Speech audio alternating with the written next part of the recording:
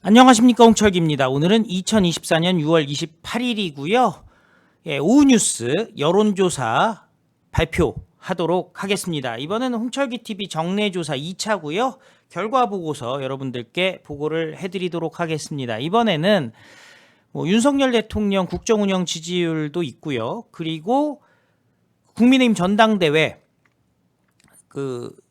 당대표 최고위원 그리고 청년 최고위원 관련 조사, 그리고 이재명 당대표 연임에 대한 조사, 그리고 또 포항 영일만 석유 시추에 관한 조사가 있습니다. 자, 저희가 데이터를 쌓아 나가는 과정이고요. 그리고 전당대회에도 이제 선거운동이 이제야 시작이 된 상황이기 때문에 여러분들 출발점이 이렇다. 그래서 아마 다음 한 보름 있다가 하는 조사에서의 변화와 비교를 해보시는 것도 좋을 것 같습니다. 참고로 이 조사는 저희 한 380분 정도 되는 여론조사 멤버십 회원들이 십시일반한 것으로 진행을 했습니다. 자, 여러분들 소개를 해드리도록 하겠습니다. 홍철기TV 정례조사 2차 결과 보고서. 자, 조사 설계, 조사 대상, 전국 만 18세 이상 남녀, 조사 방법, 구조화된 설문지를 이용한 무선 ARS 전화 조사고요. 피조사자 선정 방법은 무선 RDD ARS 100%입니다. 표본수 최종 응답 1,003명이고요. 응답률은 2.3%입니다. 표본 오차는 95% 신뢰 수준의 플러스 마이너스 3.1%포인트고요. 표본 추출은 성, 연령, 지역별 인구 비례에 따른 할당 추출이고, 통계 보정은 국가 인구 통계에 따른 성, 연령, 지역 가중치 부여, 림가중 처리를 했습니다. 조사 기간은 2024년 6월 26일 수요일 그리고 2024년 6월 27일 목요일에 진행을 했고요. 의뢰자는 홍철기TV, 조사 기간은 여론조사 공정입니다. 자료 해석상의 유의점은 다음과 같습니다.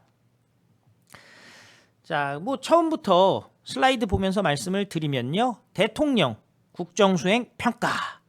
자, 선생님께서는 윤석열 대통령의 국정 운영에 대해서 어떻게 생각하십니까? 라는 질문에 긍정평가 33.3% 나왔고요. 자, 부정평가는 63.8%. 지난주랑 큰 변화는 없습니다. 자, 그럼에도 불구하고 우리가 중요한 거는 일부 언론에서 20%대다 이렇게 얘기들이 나오고 있습니다만은, 그래도 30%대 중반을 단단하게 윤석열 대통령 지지율이 지키고 있기 때문에 언제라도 극적인 반등은 쉽지 않겠습니다만은 충분한 의미의 반등이 기대될 수 있는 상황이고, 특히 전당대회 이후에 승리하는 모습을 보여준다면, 통합하는 모습을 보여준다면은 지지율도 급격히 상승할 수 있을 것이다 라는 얘기들이 나오고 있죠. 자, 정당 지지도에 대해서 알아보면요. 자, 국민의힘이 39.7%, 민주당이 32.6%고요. 조국당의 하락폭이 좀 큽니다. 13.2%에서 9%로 떨어졌고요. 개혁신당도 6.3에서 3.4%. 대신 기타나 없음이 상당 부분 상승한 것으로 나타나가지고요. 지금 보면 조국신당과 조국혁신당과 개혁신당에 대한 실망들이 누적되고 있고, 국민의힘에 대한 지지율이 단단하게 우상향 곡선을 그리고 있다라고 말씀을 드릴 수가 있겠습니다. 자, 이재명 당대표의 연임에 대한 결과도 나왔는데요. 반대가 46.1%포인트고요. 찬성이 44.9%로 근본적으로 대표하던 사람이 또 대표를 할 수 있느냐라는 해석이 가능하겠죠. 자, 국민의힘 당대표 누가 됐으면 좋겠다고 생각하십니까? 라는 질문에는 나경원 12.8%, 원희룡 9.8%, 윤상현 8.3%, 한동훈 38.9%, 없다가 26.5% 나온 상황입니다.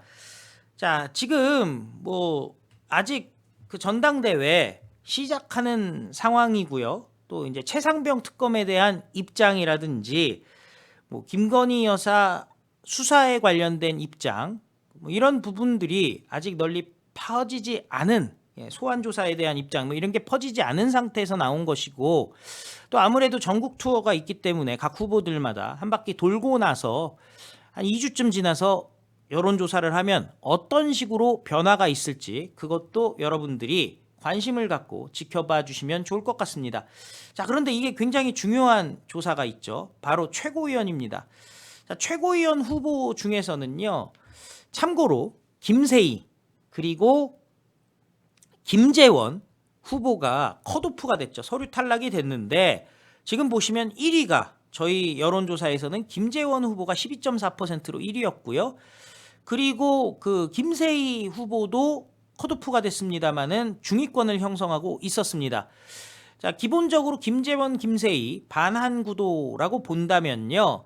지금 이 표들이 어디로 움직일지에 따라서 그 최고위원 표심이 바뀔 수 있겠다라는 생각이 드는데요. 현재 인요한 10% 그리고 장동혁 11.8%. 인요한 의원은 원희룡 후보의 러닝메이트고요. 장동혁 의원은 한동훈의 러닝메이트죠. 그래서 그걸 감안을 해보신다면 그리고 또 하나의 한동훈 러닝메이트인 박정훈은 3.8%에 그치기 때문에 이거 여러분들 관전 포인트가 될 수 있다라는 생각이 듭니다. 자, 범친한계라고 얘기할 수 있는 함은경 후보가 4.1%, 삼민투 출신이죠. 그 미문항원 점거 농성을 벌였던 함은경 4.1%고 자, 김민전 후보 같은 경우는 7.9%인데 여기서 중요한 게 여성 TO가 있기 때문에 그 가점이 있기 때문에 그 김민전 후보는 사실상 당선이 확정된 상황이고 여기가 이제 원희룡 친범 원희룡이라고 볼 수가 있는 상황이기 때문에 이렇게 되면은 나머지 세 자리를 놓고 누가 경쟁을 하느냐. 일단은 김세희, 김재원은 컷오프가 됐다. 그런 면에서 최근에 그 총선백서 TF 출신으로 이름을 알리고 있는 이상규 후보가 지금 김재원, 김세희 후보의 표심을 받는다면은 굉장한 또 왜냐면은 그 친한 후보들 같은 경우는 표가 좀 갈라지는 그런 현상이 벌어질 수 있는데 반면에 이상규 쪽으로 반한 표들이 결집이 된다면은 파란이 일어날 수도 있다라는 분석을 드릴 수가 있겠습니다. 청년 최고위원도 그런 의미에서 자, 김소연 후보가 8.0이었는데 컷오프가 됐습니다.